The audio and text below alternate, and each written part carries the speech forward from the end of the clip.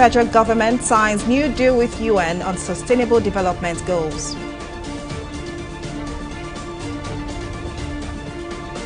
Nigeria Governors Forum appeal to judicial workers to end strike.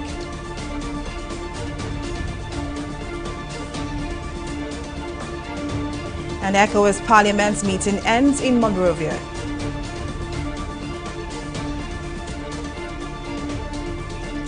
Glad to have you join us on News Now. I am Folashade Ogrinde. The Nigerian government has signed a deal with the United Nations to develop new cooperation towards achieving sustainable development goals.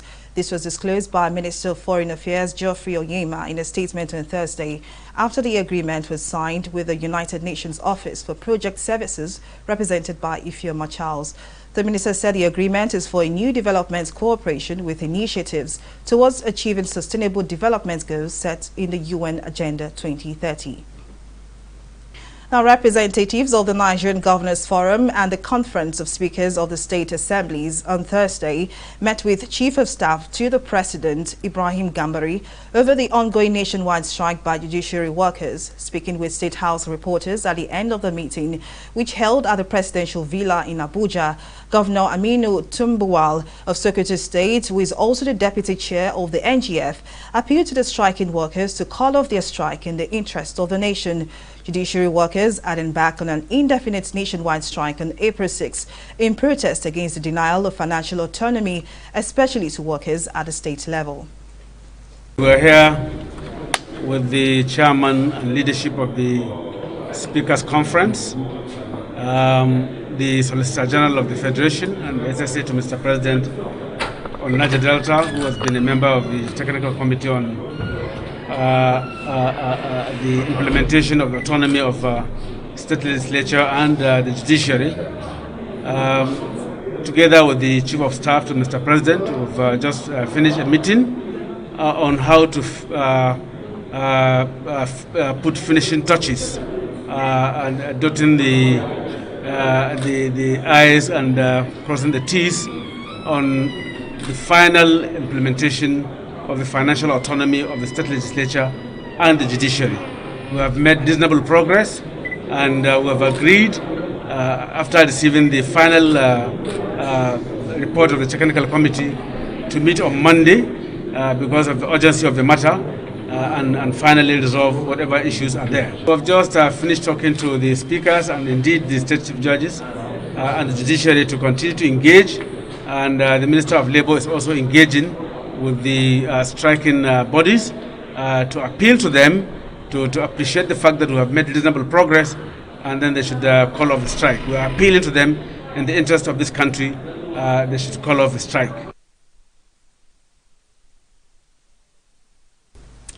The Independent National Electoral Commission, INEC, says it is doing everything to ensure that challenges encountered by voters in accessing polling units are eliminated before 2023.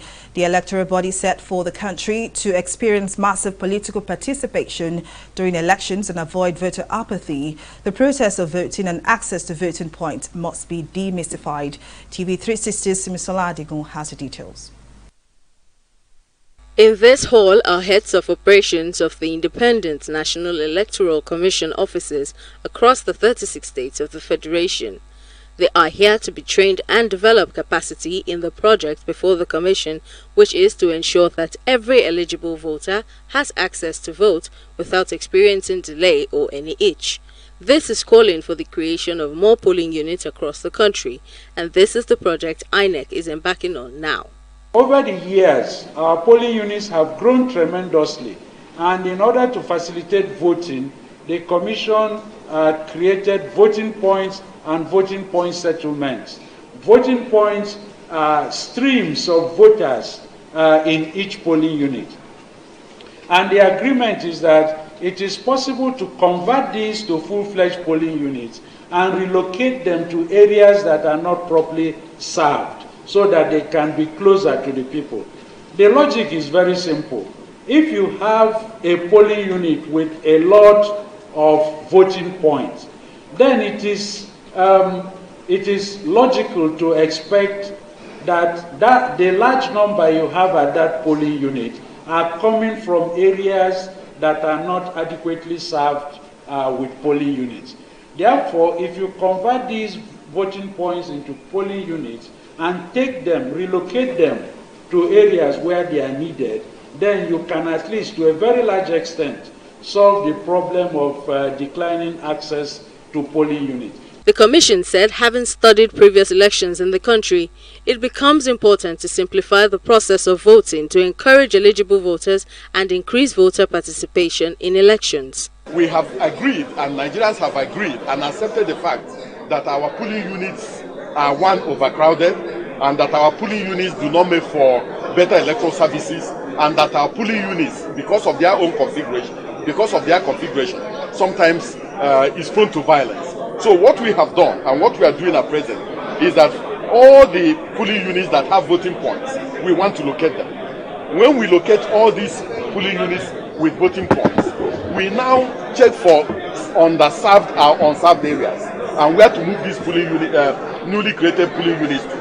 And then we will also make sure that in moving these polling units, we move the polling units to public places, especially to schools, courts, maybe hospitals and public places, and that polling units that are in shrines, polling units that are in private residence, polling units that are inaccessible, we move these polling units to better locations. We are now at the stage of implementation, so they will go back, implement the philosophy behind this expansion of polling units, and then make it a reality. So that's the purpose of this workshop. At the end of this training, it is expected that these INEC officials will return to their state and implement what they've learned to improve the electoral process in 2023.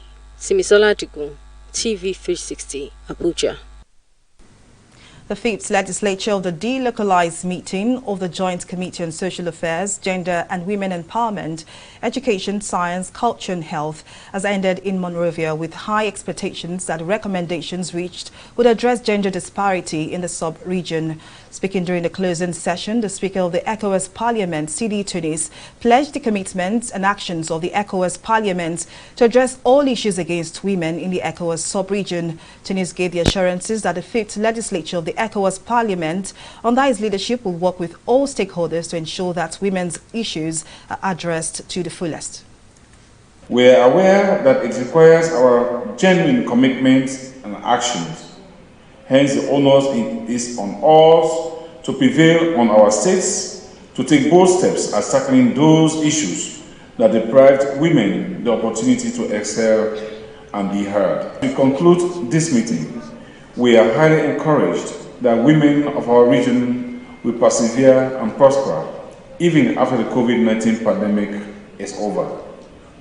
We are optimistic that we will prevail over gender inequalities, fears and vices that hinder the peace, happiness and prosperity of our states.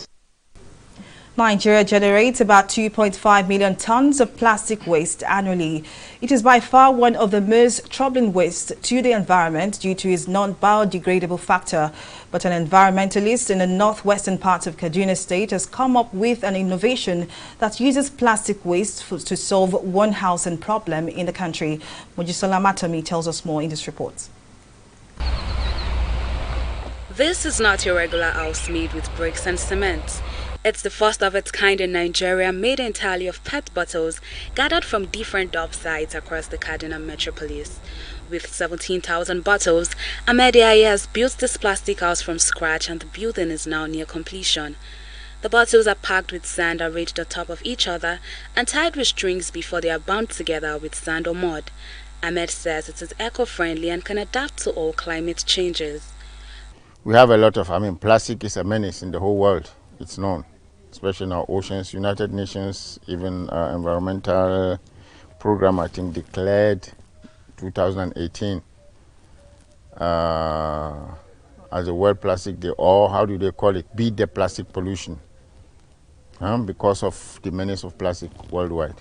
And here we have it a lot. Unfortunately, we don't have that infrastructure to do recycling. This one, first of all, has a microclimate effect. That is, if you are outside now, you see that we have about 37 degrees now.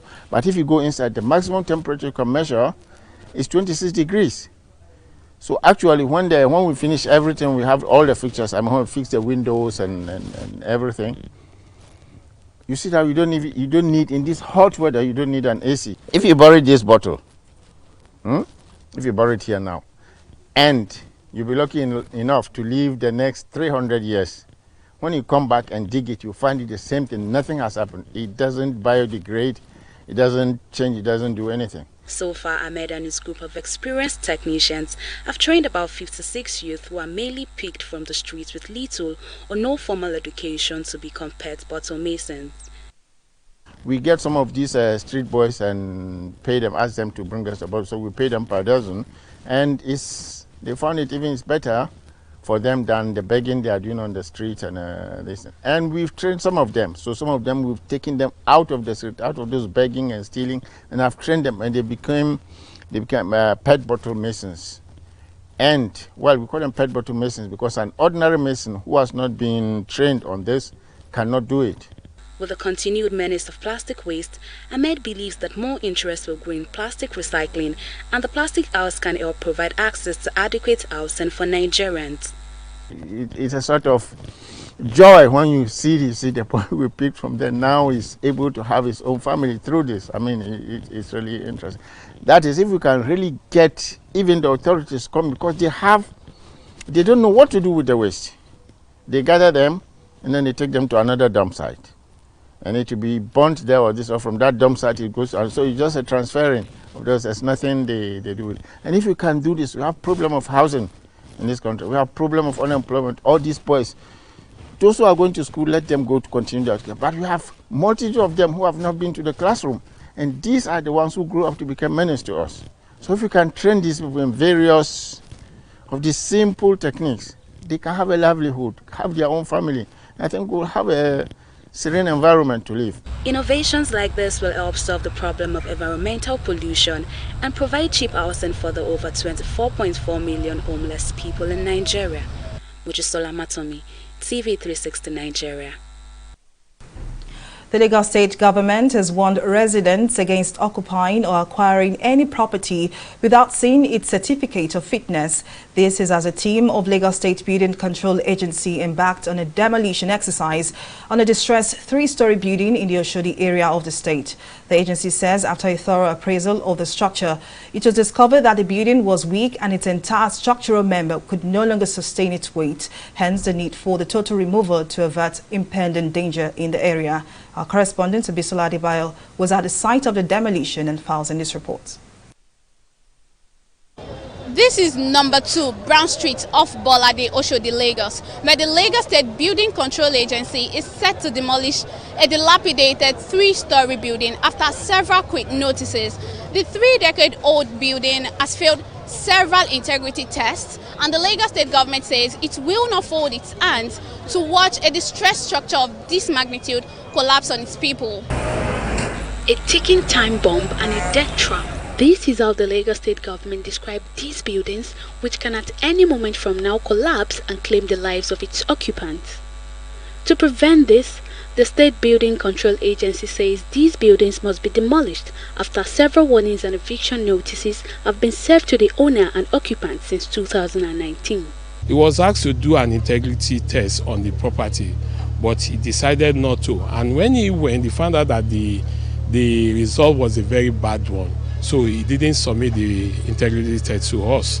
So we have to do the needful. It's not about just building because we want to build. The life of individuals really matters. The public needs to be taken care of during the construction process. However, the occupants of the demolished building tell a different story.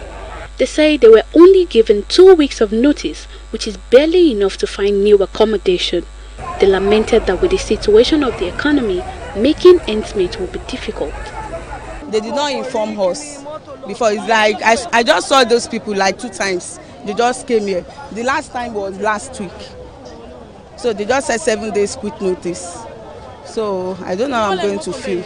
It will be difficult because I still have little ones that I'm taking care of, my children, and something is not going smooth. One of the building give us till September to vacate. They came on the last 14 days for demolition. They first came, give us 7 days. After 7 days, they now come back to tell us that they will come and destroy the building. And they came. The shops in Oshodi cost 16 million each, and we don't have such amounts. The government should please come to our aid. We all know the situation of the economy. They should please help us and interfere in this issue. The general manager of the agency, while refuting claims that the occupants were given just 2 weeks of notice, advised Lagos residents to always request for certificates of fitness of buildings they want to occupy. What if there is a collapse? Are they going to ask for compensation from the collapse? I'm not even talking about the owner of the building in this case. I'm talking about if collapse happens, lives are going to be lost. What are we going to do about that? So government now is doing the needful so that such will not happen. If you want to get a rent, you want to rent, maybe banks or your lodger, all you need to do is ask for the certificate of fitness so that you are sure you won't be in this type of situation. In recent times, Lagos State has witnessed a surge in the number of building collapses which has claimed the lives of many. For the government, a diligent watch on buildings and demolition of any house that fails its integrity test is the solution to save lives. Abisola Adebayo, TV360, Lagos.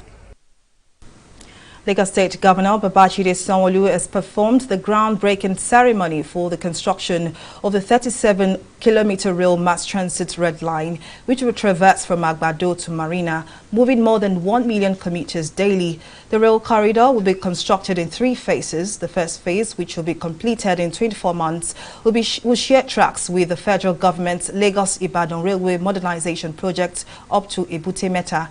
The ceremony, which was held at the proposed site of the Ikeja train station, was witnessed by Minister of Transportation Rotimi Amechi, represented by the Director General of the Nigerian Maritime Administration and Safety Agency, NIMASA, Bashar Jamo.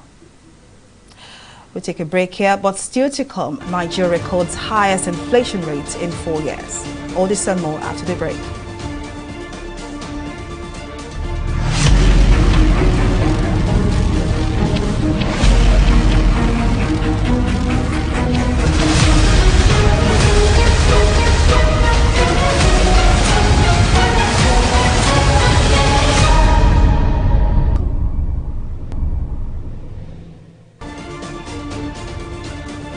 And let's take a recap of some of our top stories. The 5th legislature of the delocalized meeting of the Joint Committee on Social Affairs, Gender and Women Empowerment, Education, Science, Culture and Health has ended in Monrovia with high expectations that the recommendations which would address gender disparity in the sub-region. We also told you that the Independent National Electoral Commission, INEC, says it is doing everything to ensure that challenges encountered by voters in accessing its polling units are eliminated before 2023. In case you missed any of our news bulletin or for more updates, do log on to our website on www.tv360nigeria.com. You can also follow us on our social media platforms on Twitter, Instagram, YouTube and Google Plus at TV360 Nigeria. On Facebook, we're at TV360 Online.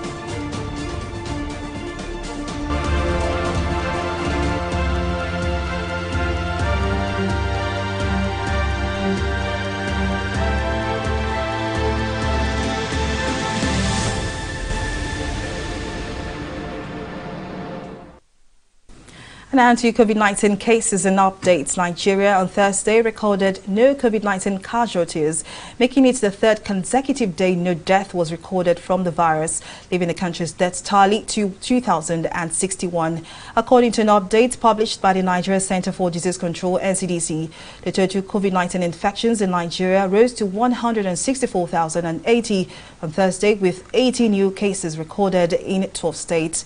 The 80 new cases were reported from 12 states, with Lagos leading with 29 cases, followed by Zamfara with 19 and 6 cases.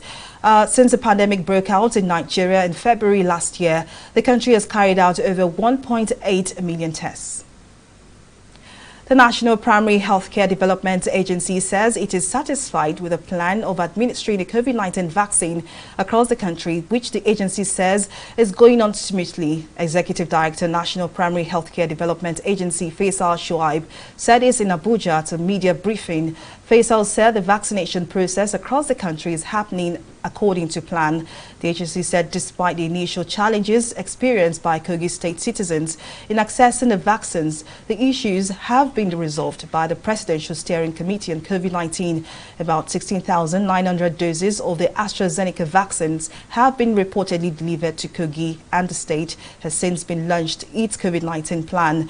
Faisal Shoaib, who spoke on a wide range of issues, reassured Nigerians that the AstraZeneca vaccine has been certified good to be administered, while allaying any fear of blood clot which has been reported in the media. 1,071,346 representing about 53.2% of the eligible persons targeted with the AstraZeneca vaccine have been administered their first dose of this vaccination in this vaccination phase. It is important to note that these data are based on reports received from states through the electronic management of immunization data system only, and do not take into account vaccinations that are not yet captured in the system. What this number means is that these are the people who have their information already uploaded onto our database, while others are awaiting upload. The safety of Nigerians is paramount.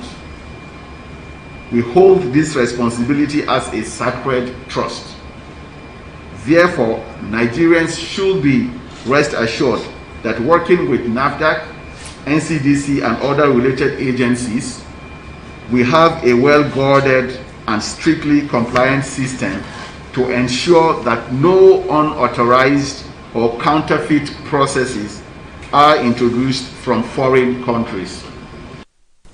We'll take a break here, but we'll return with more stories. Just stay with us.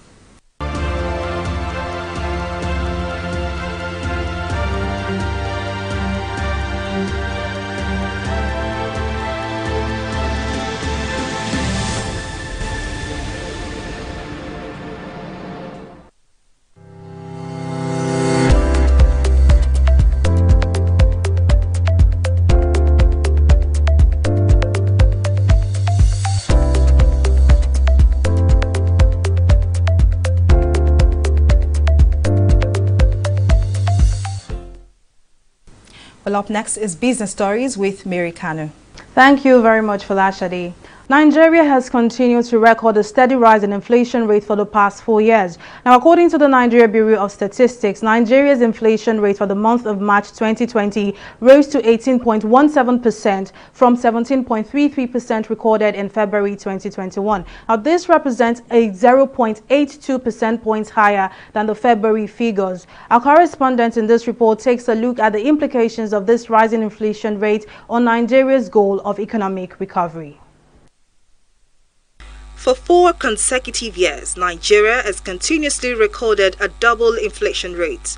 In the past 4 months alone, the Consumer Price Index, which is used to calculate inflation rates, rose from 15.75% in December 2020 to 16.47% in January 2021. Come February of the same year, Nigeria's inflation rate jumped to 17.33%, and in March the NBS reported another rise of 18.17%, the highest in 4 years. While identifying food inflation occasioned by rising insecurity as a major factor responsible for the steady inflation rate, experts say this trend portends huge implications for the nation's economic stability. The quality of life is going to reduce, the standard of living is going to reduce, the disposable income is going to reduce, and of course what it means is that there's more poverty being forced into the populace of Nigeria. What it means is that real income is gradually collapsing. Purchasing power is getting weaker, and that means that people are likely to get poorer. Because in most cases, incomes are not increasing for many Nigerians. In some cases, people have lost their jobs. And if you relate this to the unemployment figures, which is also at an all-time high of about 33.3%. With food inflation hitting a nearly 16-year peak at 22.95%, despite various agricultural interventions by government, experts say until insecurity is addressed, food price hike may continue to linger. The issue of insecurity around the country is a major problem because the most vulnerable group of people as far as insecurity is concerned are those who are operating in the agricultural sector, the farmers. And this is happening possibly all around the country. It's not just an issue that is restricted to either the northeast or the northwest or the middle belt. It's also spreading to the southwest and to the southeast. And the targets are essentially the farmers, the herders who just overrun their farms and all of that.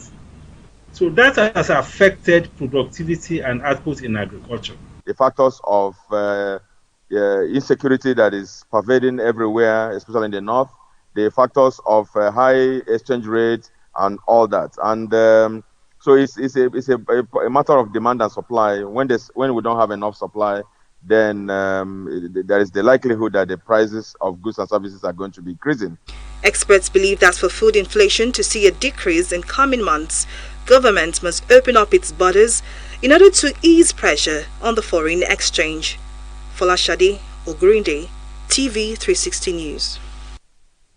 The Nigerian Communications Commission has issued National Identification Number Enrollment Guidelines for foreigners living in Nigeria. In a post made on its official Twitter page, the NCC disclosed that all legally resident foreigners living and working in Nigeria are to obtain a name just like Nigerian citizens by submitting valid resident and work permits at the National Identity Management Commission enrollment centers. It also added that foreigners on tourist or visiting visas are to tender their international passports to acquire a SIM.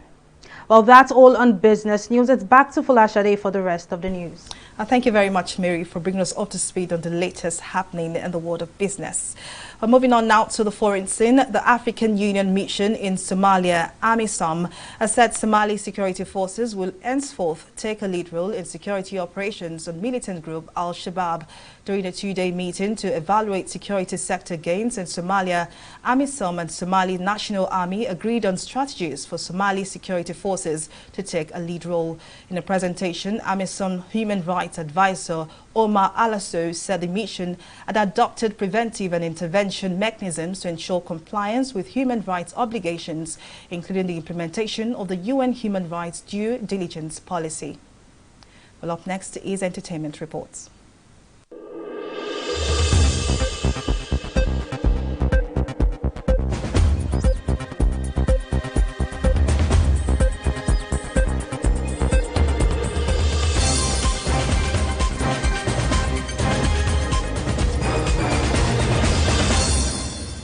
Nigerian singer and songwriter Waje has dropped a brand new EP, Hot Season. The new extended play is Waje's first project for the year, which is a follow-up to the previously released Best Thing featuring Rika Sani.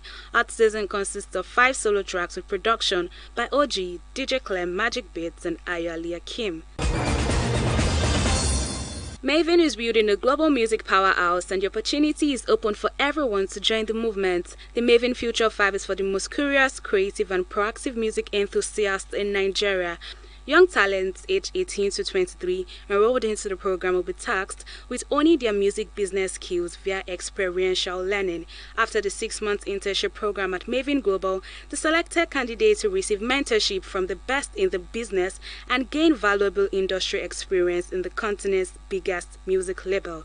The project is sponsored by the company's CEO and founder, Don Jazzy.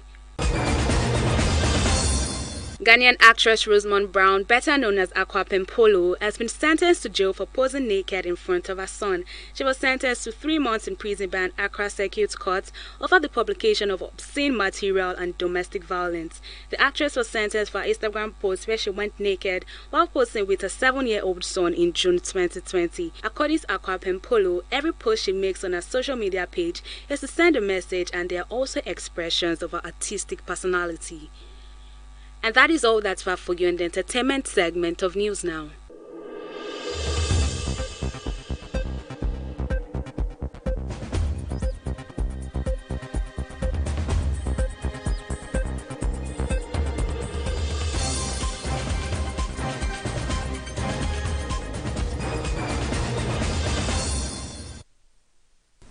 Away from entertainment and now to sports, former Super Eagles star Finidi George is currently being celebrated across the globe as it hits the iconic age of 50. The World Football Governing Body, FIFA, the Nigerian Football Federation, as well as Dutch club Ajax Amsterdam led the queue in terms of eulogies for the talented winger who has now become a coach.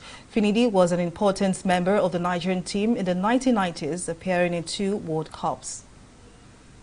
Well, it's a wrap on our news bulletin. Thank you for watching. I am Folashade Ogrinde.